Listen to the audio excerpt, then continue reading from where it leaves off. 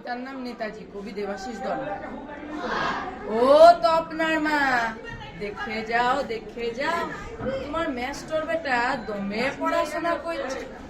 বললাম প্রেসারের ওষুধ তো ফুরাই গেছে, ঝপ করে আইন না যে নবাব, তোরা করলো নাই কেন কি কাল নেতাজির জন্মদিন বটে।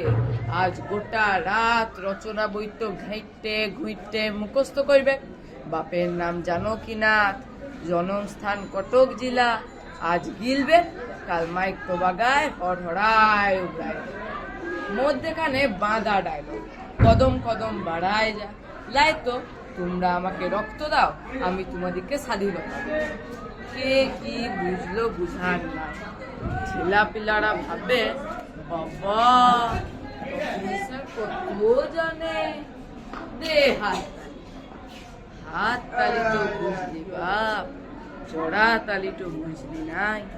শুন বাপ, রচনা বইয়ের ডেট তো পাতায় গরু ঘোড়া শরৎকাল বর্ষাকাল এই সবগুলা ধরাইতে পারে, কিন্তু নেতাজির পাড়া অত বড় মানুষটা খুলাবেক নয়।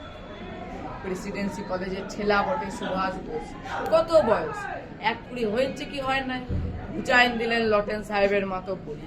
লাল বাঁদর গুলা বুঝেছিল ই বাপ কোনো সোজা লোক নয়।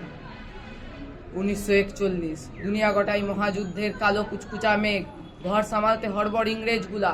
সুভাষ বোস বুঝে গেলেন ইটো ইওয়াদের খাদাবার আসল সময়। চোখে ধুলা দিয়ে কলকাতা ছাড়লেন বীর পুরুষ।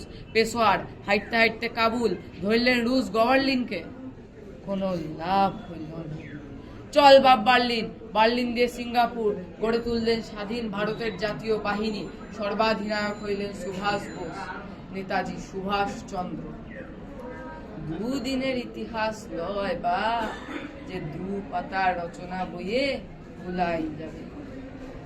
1944 নেতাজির বীর সেনারা ব্রহ্ম সীমান্ত পার হয়ে সোজা মণিপুর। আজাদ বাহিনী আক্রমণ করল কোহিমা ইম্ফল, ইংরেজগুলা বাপ বাপ বলে পালাইন গেল।